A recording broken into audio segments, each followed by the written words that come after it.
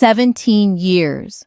That's how long it had been since my father slammed the door in my face and told me I wasn't his daughter anymore. 17 years of silence, absence, and a wall built out of words never spoken.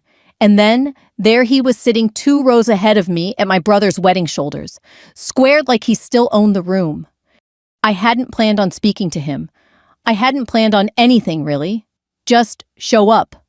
Support my younger brother raise a glass and leave quietly before old ghosts caught up with me. But ghosts don't wait for permission. He turned just slightly enough for his voice to carry back toward me. His lips curled, eyes glinting with the same cold steel I remembered from childhood. If it wasn't for pity, he sneered, no one would have invited you. 5 words. They cut deeper than I wanted to admit even after all these years. I could feel heads turning, whispers fluttering like moths through the reception hall. But me? I lifted my glass of red wine, took a slow sip, and smiled. Because I already knew what was coming. The bride, my brother's new wife, walked to the center of the dance floor, microphone in hand. Her cheeks flushed with the glow of love and champagne, she paused, glancing toward me with a look that almost seemed rehearsed. And then she spoke, her voice, firm, clear, echoing over the clink of glasses. Ladies and gentlemen, it is my honor tonight, before we continue, to recognize someone who has given more to this country than most of us can imagine. Please rise and join me in welcoming Major General Davis. The room stilled. Then chairs scraped, feet shuffled, and one by one the guests stood. Applause thundered through the hall. My brother froze wide-eyed, my father's face drained of color. That was the moment, the one I had carried like a hidden medal, waiting not for revenge, but for recognition. You probably want to know how I got here, how the girl who once ironed her father's uniforms became the woman introduced as Major General Davis at the wedding, where she wasn't supposed to matter. So let me take you back. I grew up in a house where discipline wasn't just encouraged, it was law. My father retired. Sergeant Major Robert Davis was a man carved out of stone and steel. He believed in rank, order, and respect, though respect in his dictionary only ever flowed one way. To him, sons were the legacy bearers. Daughters. Daughters were supposed to stand quiet at the edges, polite, unseen. I was 10 the first time he told me I'd never wear the uniform. We were watching a parade on base soldiers, marching crisp and proud brass gleaming in the sunlight. I said, Dad, I want to do that one day. He didn't even look down, just muttered, leave the uniform to men who can handle it. I remember my throat tightening, but I didn't cry. I never did. I learned early that tears weren't currency in our house. They didn't buy comfort. They only bought lectures. Still, I didn't stop dreaming. I studied his manuals when he wasn't looking, memorized rank insignia, learned to shine boots until I could see my face in them. He never noticed, or maybe he did and chose to ignore it. By the time I was 17, I knew I'd apply to West Point. I'd already mailed the forms. The night I told him, he didn't raise his voice. He just stood there staring like I'd spoken blasphemy. Then he walked to the door, opened it, and said, You want to be a soldier? Fine. Start by surviving without me. Get out. My mother begged him to reconsider, but her voice was always soft next to his thunder. I packed one duffel bag and left that night, the smell of his cigars still clinging to my clothes. I didn't see him again for nearly 2 decades until that wedding night. But don't mistake my story for tragedy. What he intended as exile became fuel. Every mile I ran, every blister I bled through, every time an instructor said, You don't belong here, I thought of his words, Get out. And I answered silently, Watch me stay. Those first years nearly broke me. No family to call, no letters from home. My brother wrote once a short note, Dad says you'll come back when you fail. I hope you don't. I kept it folded in my locker like a talisman, proof someone somewhere believed. The academy wasn't kind. My male classmates tested me, mocked me, waited for me to falter. But I didn't. I rose. One pull-up at a time, one marksmanship score at a time, one field exercise at a time. I earned what no one wanted to give. And when the time came to pin my first bars, I stood a little taller, not because he was watching, but because I knew he wasn't. That absence became my fire. So as I stood in that wedding hall, wine glass in hand, listening to strangers applaud my name, I didn't see revenge. I saw the culmination of every sleepless night, every scar, every soldier who'd once whispered, "Thanks, ma'am, you saved me." My father sneered at me, but the bride, his new daughter-in-law, spoke the words he'd never said, Major General Davis. And that, I promise you, was only the beginning. Discipline wasn't something my father taught. It was something he imposed. Our home felt less like a house and more like an outpost. Shoes lined by the door at a perfect 45-degree angle. Dinner at exactly 1800 hours, no exceptions. Chores completed before bed, inspected as though he were reviewing a barracks. To outsiders, it might have looked like structure. To me, it felt like inspection under constant floodlights. He wasn't a bad man, not in the way people think of bad men. He didn't raise his hand against us, and he never drank beyond a single glass of bourbon at night. But he carried himself like every moment was still a deployment, and his family, his wife, his son, and me were soldiers under his command. My mother tried to soften the edges. She was a teacher, a woman with chalk-stained fingers, and a bookshelf filled with poetry. She read to me at night when my father was on duty. She'd sit at the edge of my bed whispering Emily Dickinson like scripture. Hope is the thing with feathers. She'd say her voice a lullaby that carried me past the rigid silence of the rest of the house. But the moment the front door opened and my father stepped in, hope folded its wings. He reserved his pride for my younger brother Matthew. Every little league game, every spelling bee ribbon, Dad clapped Matthew on the back as if he were already wearing the uniform, already a man ready to carry the family flag forward. Me, I was the quiet shadow. The daughter who ironed his dress greens on Sunday nights, careful not to let a crease go crooked. The one who lined his boots, polished his brass, and listened at the doorway while he told Matthew stories about battlefields and bravery. When I was 10, he took us to the Army-Navy game. The stadium roared flags, waving cadets marching in formation, their uniforms sharp enough to cut glass. My eyes widened. I couldn't look away. "Dad?" I whispered, tugging his sleeve. "I want to do that one day." He didn't even glance at me, just smirked and said, "You'll never wear those colors, kid. Leave the uniform to men who can handle it."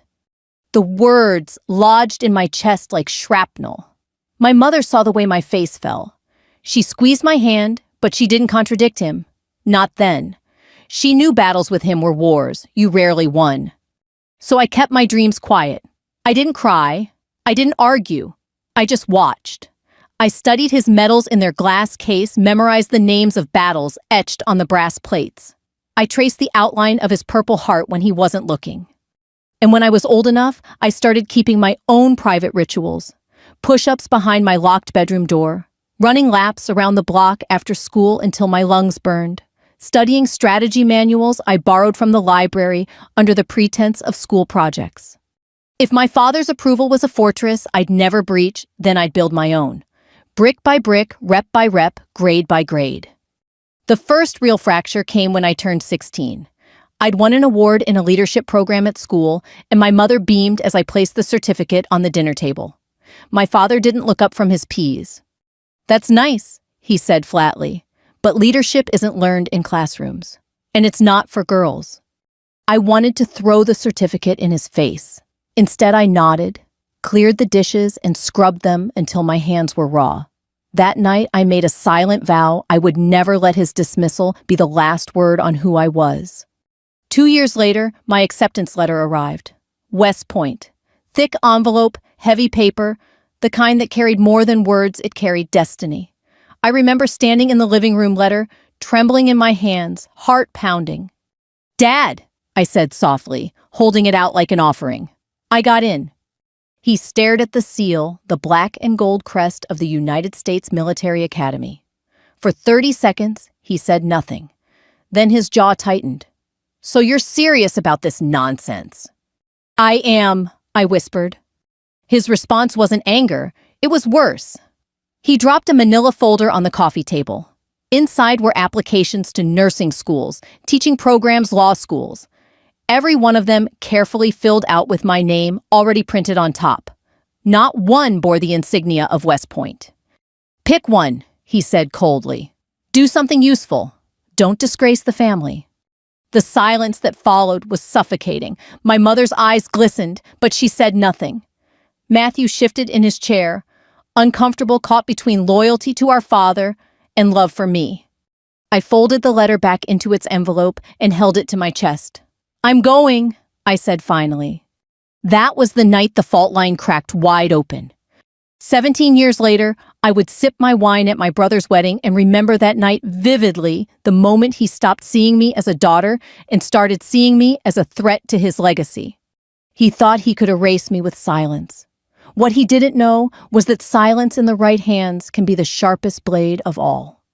The night I left home, the air smelled of tobacco smoke and old leather, the scent of my father's chair, the throne he ruled our house from. I stood in the doorway with a single duffel bag slung over my shoulder. Inside, a few changes of clothes, a pair of running shoes, and the West Point acceptance letter folded neatly in the side pocket like a secret weapon. My mother clutched the banister, eyes red. "Please, Robert," she whispered, "don't do this." But my father didn't soften. He stood at the top of the stairs, arms crossed over his chest, face carved from granite. "You want to play soldier." His voice was calm, too calm. "Then start now. Out." Those were the last words he said to me for 17 years. Matthew hovered behind him, torn between us. He opened his mouth as if to speak, but my father's glare silenced him. I met my brother's eyes, for one fleeting second eyes, filled with something like apology, something like helplessness. And then I stepped into the night. The door slammed behind me, cutting me off from the only family I'd ever known. The first weeks were brutal. I slept on a friend's couch, worked double shifts at a diner to afford textbooks.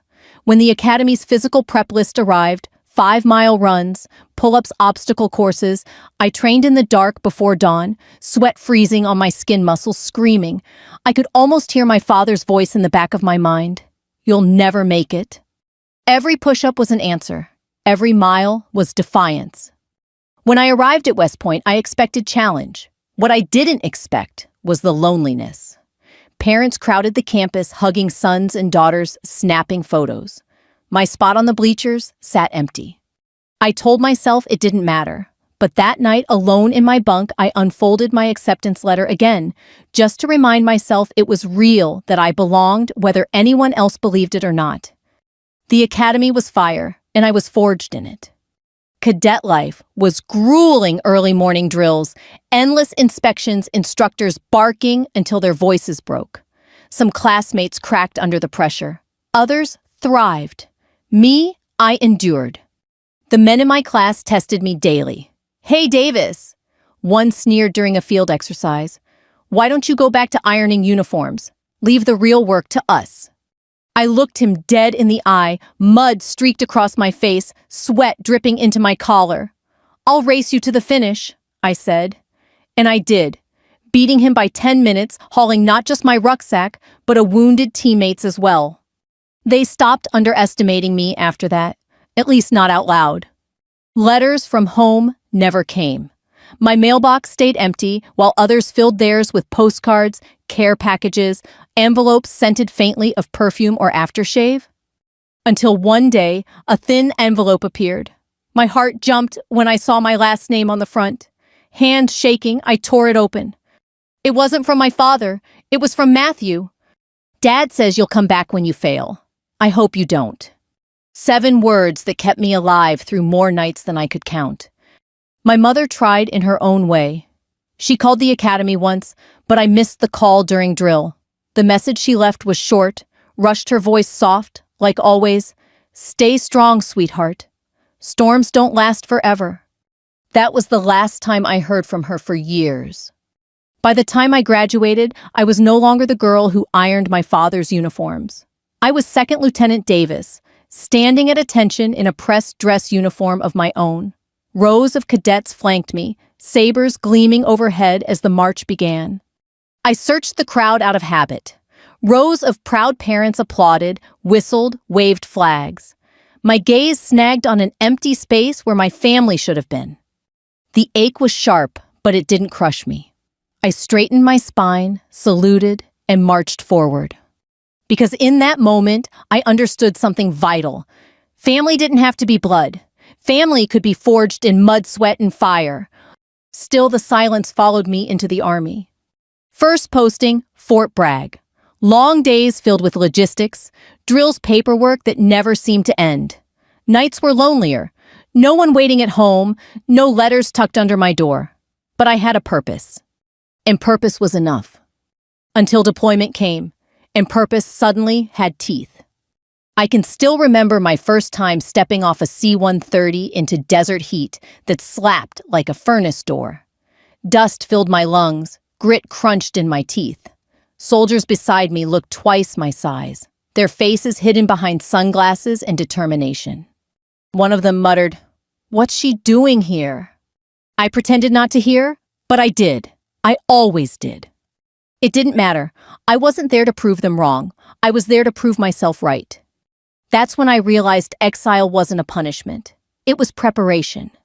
Years later, at my brother's wedding, when my father sneered, "If it wasn't for pity, no one would have invited you," I didn't flinch.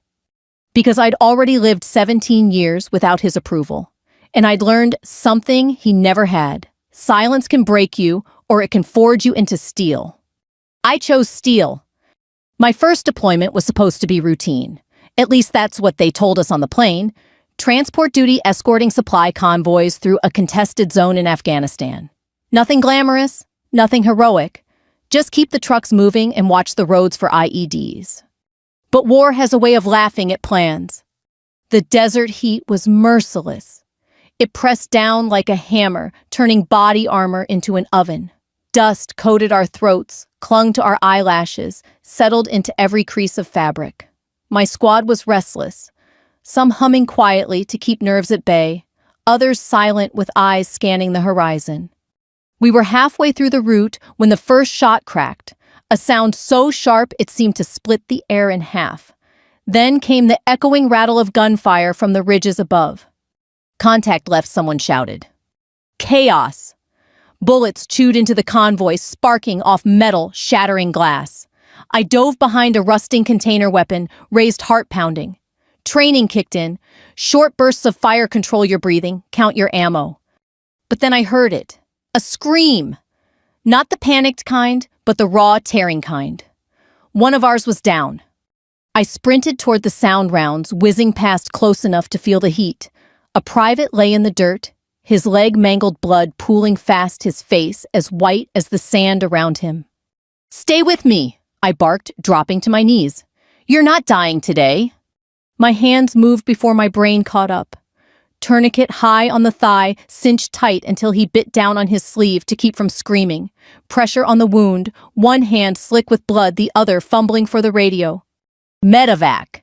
This is Lieutenant Davis. We need immediate extraction coordinates." Gunfire roared again, closer this time. I pressed harder, my side burning from shrapnel I hadn't realized had torn through my vest. I could taste copper in the back of my throat, the smell of blood and gunpowder mingling into something I'll never forget. We dragged him 40 yards under fire, each step a miracle. When the helicopter finally swooped low, rotors chopping the air, I shoved the private onto the stretcher and climbed in after him, still keeping pressure on his leg. By the time we landed, I was soaked uniform, sticky with his blood. My own seeping through the bandages, another medic hastily wrapped around my ribs. They wanted me on a stretcher too. I refused. I walked off that bird under my own power, not because I wasn't in pain, but because I knew the men were watching. That day, I earned a new nickname, Iceback. They said I bled ice, not blood. I didn't care about the name. I cared that the private lived.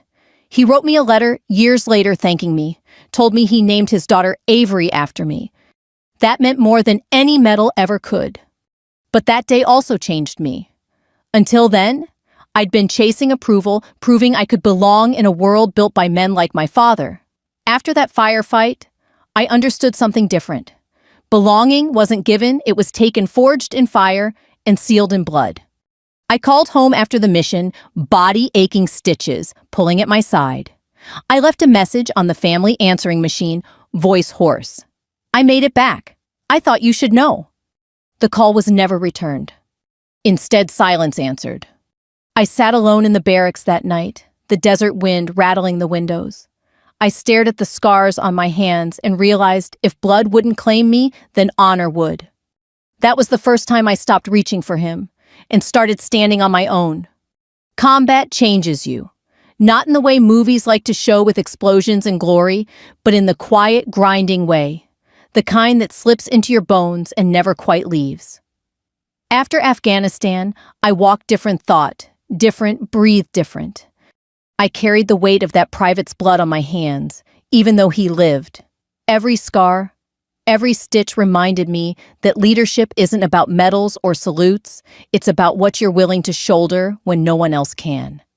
Back stateside, I buried myself in work, logistics, training rotations, endless briefings under fluorescent lights that buzzed like angry insects. Some officers chased promotions with polished smiles and politics. Me, I chased competence, excellence, the kind of record no one could deny even if they wanted to. And they did want to. Make no mistake, being a woman in uniform was like walking a tightrope strung over a minefield. Too soft, and you were dismissed. Too tough, and you were branded. But I learned to balance. Quietly. Carefully. And every time someone tried to push me off, I dug my heels in deeper. There was a moment, I remember it clear as yesterday. A corporal under my command froze during a live fire exercise. His hands shook so badly, he dropped his rifle. I pulled him aside, looked him straight in the eye. "You're not weak," I told him. "You're scared. That's different. And fear means you're paying attention. Now use it." He nodded, swallowed hard, and finished the drill. A year later, he wrote me a letter from deployment, "Ma'am. You're the only one who ever saw me." That line stayed with me. Because it was true. I knew what it felt like to be invisible. To have your worth dismissed before you even had the chance to show it. I wasn't going to let that happen to anyone under my watch. My reputation grew not as the loudest voice in the room, but as the one people listened to when things went sideways. The officers above me noticed grudgingly at first. Commendations followed. New assignments. I rose from lieutenant to captain, then major, each rank a rung on a ladder. I hadn't just climbed, I'd built it with my own hands. Still, every milestone came with the same ritual. I'd call home. The phone would ring and ring until the machine picked up. My voice always sounded too small when I left messages. "Dad, it's me. I just pinned captain today." Or "I was promoted to major." No reply, not once. But word traveled. Through old army buddies, through family whispers, I heard what he said. That I was making the military soft. That I was just a symbol. That none of it was real. And yet when I looked into the eyes of the men and women under my command, I saw the truth reflected back. They followed me. Not because of my name, not because of tradition, but because I'd proven I'd bleed with them if I had to. By then, my brother Matthew had carved out his own path. Law school, a shiny firm in D.C., his photo in magazines about rising young attorneys. Dad bragged about him at every VFW hall in town. Me, I was still the exile, the daughter whose name wasn't spoken at the dinner table. But I didn't need his applause anymore. I had found a different kind of family, soldiers who would stand shoulder to shoulder with me in the mud, who'd carry my weight as I carried theirs. I thought often of my mother in those years, of the way she used to read poetry under the soft glow of a bedside lamp. Her voice came back to me sometimes in the quiet like an echo. Hope is the thing with feathers. It struck me then that hope had carried me farther than anger ever could. Hope and grit and the knowledge that no matter how silent my father stayed, I wasn't silent. Not anymore. By the time I earned the Silver Eagle of a colonel, I knew the truth legacy isn't inherited. It's earned one choice at a time, and my choices had built something stronger than blood. I had built myself. The call came on a gray Tuesday morning. I'd just finished a run, sweat still cooling on my skin, when my phone buzzed with a number I didn't recognize. It was Matthew. His voice was flat, almost clinical. "Mom's in hospice, Breast cancer. She doesn't have long. The world narrowed to a pinprick. I hadn't spoken to him in years, and now he was telling me the one person who had ever been soft in our house was slipping away. I booked the first flight home. When I walked into the hospice room, the smell of antiseptic hit me first, sharp, sterile, unforgiving. My mother lay small and pale, her hair gone, her skin paper thin. Tubes whispered beside her. My father stood in the corner, arms crossed, jaw tight, eyes unreadable. He didn't move when I entered. Her hand lifted weakly when she saw me. I rushed to her side, my uniform still wrinkled from travel. She smiled faintly, lips cracked, but warm. "Keep flying," she whispered. Her voice was barely a breath, but it was enough to shatter me. She was gone before sunrise. At the funeral, I wore dress blues. My father didn't look at me, not once. He spoke about her kindness, her loyalty, her patience, but his eyes never touched mine. Afterward, I returned to base. I waited for a letter, a call, any sign from him. What came instead was an email, 3 sentences. "The funeral was nice. I hope the Army is treating you well. I still don't understand your decision." That was it. No love, no acknowledgement, just the same wall reinforced. I stared at those words until the screen blurred. Then I closed the laptop and went back to work. Because work was the only thing that didn't turn its back on me. The Army consumed me in those years. Deployment after deployment, assignment after assignment. I poured myself into every mission, every operation. If the family I was born into didn't want me, then the one I chose, the one in uniform, would get every ounce of me. But service has a cost. There were nights I lay in a tent with sand rattling against the canvas body, aching from shrapnel that still pinched nerves in my side. There were mornings I dragged myself out of bed despite pain that screamed louder than the alarm. I learned to hide it, to move through pain as if it were just another order. The promotions came. Lieutenant Colonel, Colonel. Each new rank should have felt like a victory. Instead, they felt like markers in a marathon I was running alone. I mailed him photos once, a picture of me in full dress uniform after being awarded the Distinguished Service Medal, a copy of the ceremony program. No reply. Later, I heard through one of his old Army buddies that he'd torn the picture in half after staring at it for a long time. That stung more than I wanted to admit. Still, I kept climbing. By then, I'd become known for reforms and training. I saw soldiers breaking under the wrong pressures, injuries that could have been prevented, mental stress left to fester until it claimed lives. So I rewrote protocols, pushed through new resilience programs, demanded better safety measures. It wasn't glamorous. It didn't earn me headlines, but it saved lives. And slowly, respect followed. Not the forced kind that comes with rank, but the genuine kind, the kind you can see in the eyes of the men and women you lead. I built something my father could never tear down. Still at night, the silence weighed heavy. There were moments after long missions when I'd step into my quarters, peel off my uniform, and sit in the dark with nothing but the hum of the air unit. My chest ached, not from wounds, but from absence. From the empty chair at every ceremony, from the father who couldn't or wouldn't see me. It would have been easy to let bitterness consume me. But bitterness doesn't build. It only corrodes. So instead, I chose resolve. I turned every disappointment into fuel, every slight into motivation. Each scar, each loss, each silence became another brick in the fortress I was building inside myself. By the time I pinned on the eagle of a full colonel, I no longer reached for the phone when something big happened. I no longer waited for approval that would never come. I had stopped chasing. And in stopping, I had finally found peace. By the time I reached the rank of Brigadier General, I thought nothing my father did could surprise me anymore. Silence had become the steady background noise of my life, like static on a radio I'd long since tuned out. But hope is a stubborn thing. When the official orders came through promoting me to general, I sent him a letter, handwritten, deliberate, each word chosen, like a soldier picking his steps through a minefield. Dad, I know you don't agree with my path, but I want you to know I took your lessons. All of them. Discipline, honor, responsibility. I've carried those into every command, into every battle, into every life I was entrusted with. And today, I was promoted to Brigadier General. I hope, even if you can't say it, that somewhere inside you, you know I've done right by the uniform. Your daughter. I sealed the envelope and sent it off without expectation. But expectation is a tricky beast. It hides in the corners of your chest, even when you tell yourself you've let it go. 2 weeks later, I heard from one of his old army friends, a man who still called me kiddo when I ran into him at military events. He told me Dad had read my letter 3 times, then tore it in half. I thanked him, nodded politely, and walked away with my jaw tight. Later that night, in the silence of my office, I let the anger come. Not the wild, explosive anger I'd felt when he first kicked me out, but the cold, heavy kind that sinks into your bones.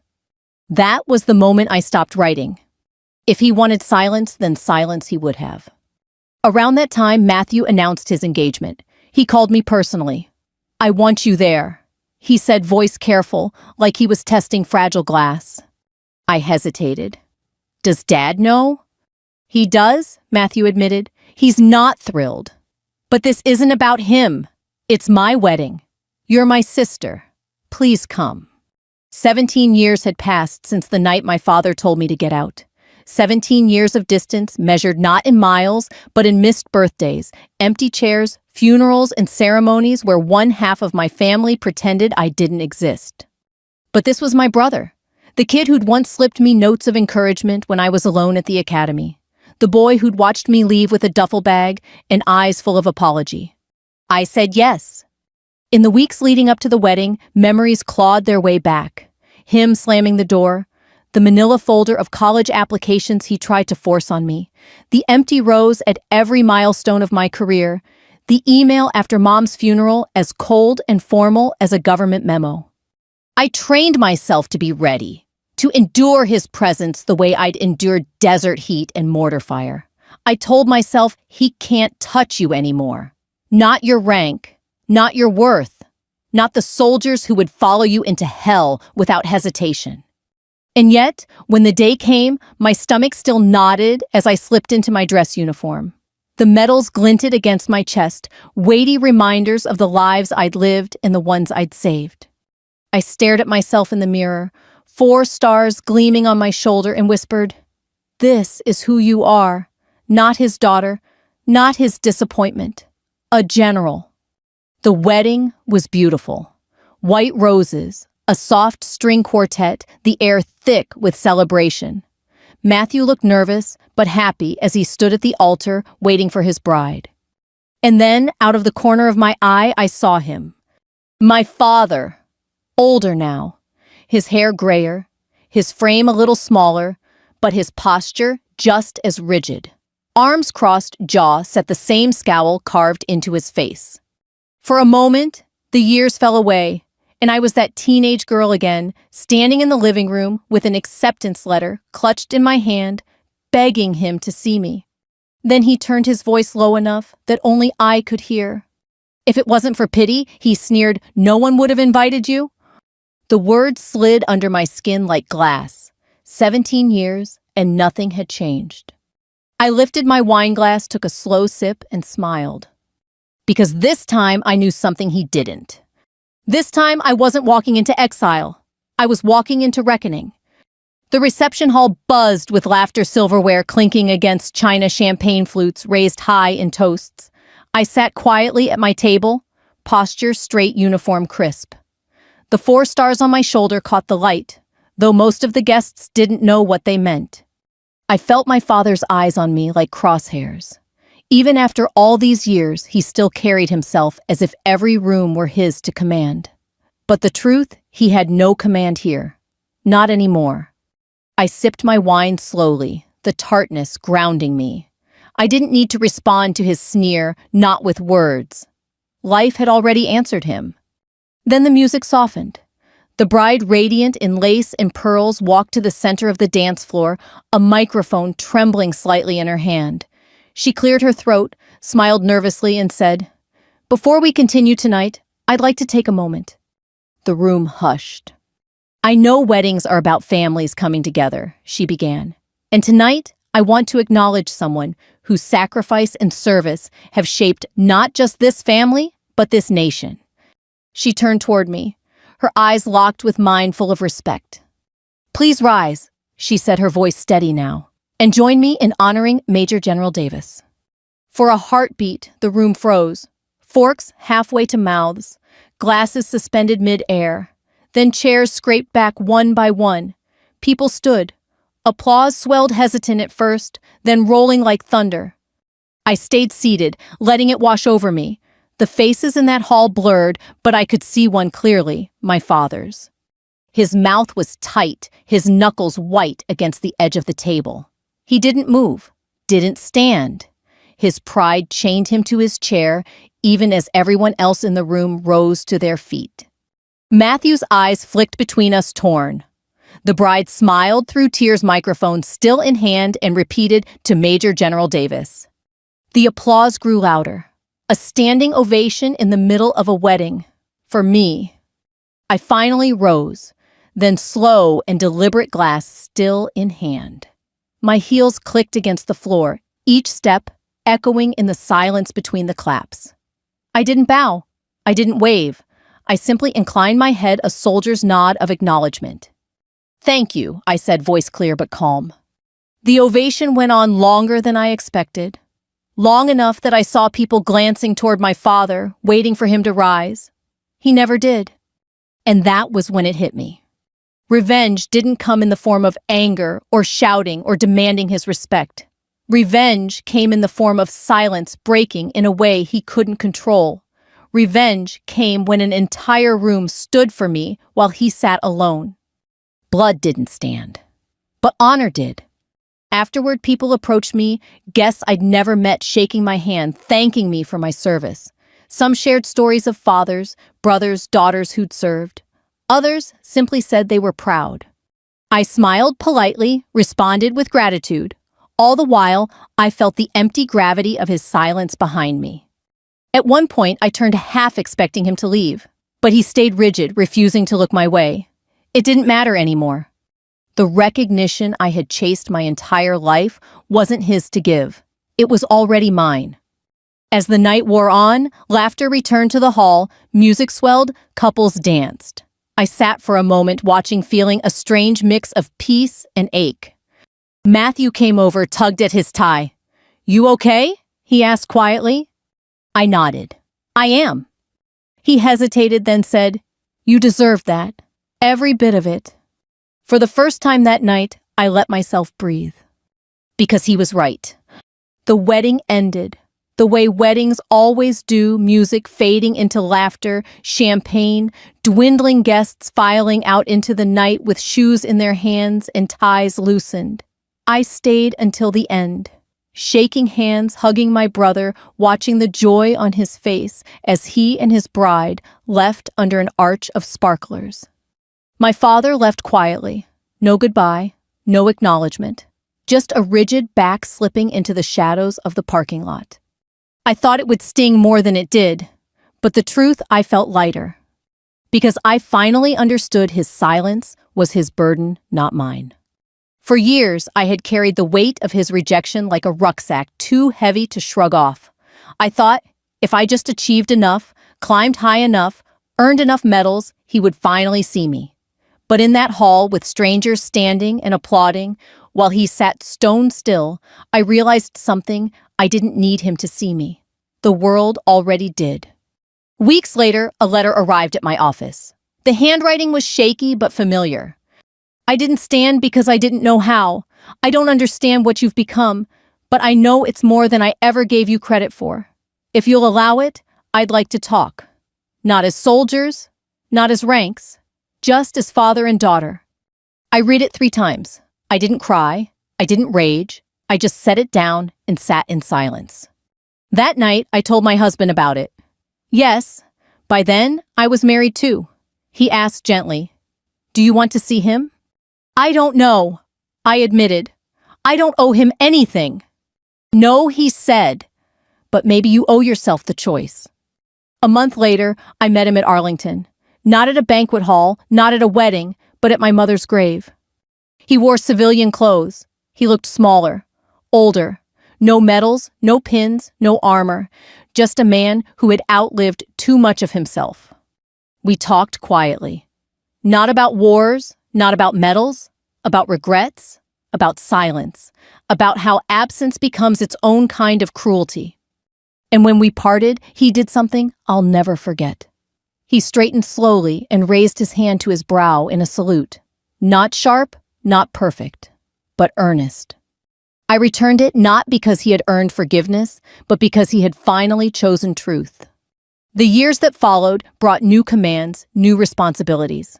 But I carried that moment with me, not as vindication, but as proof that even the hardest walls can crack.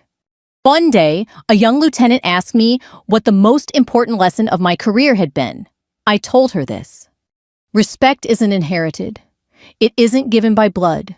It's earned by showing up, by standing up, and by never letting silence define you. And now, as I sit here telling you this story, I want to leave you with a question. Who stood for you when no one else did? When did you rise above what was meant to break you? If you've carried silence, rejection, or doubt, I hope you find the moment when the world finally stands for you. Because it will. And when it does, you'll know as I did that some salutes come from blood, but the ones that matter come from those who choose to stand. And those are the salutes that last forever. If this story moved, you take a moment to reflect, maybe share your own story below or subscribe for more. We rise together.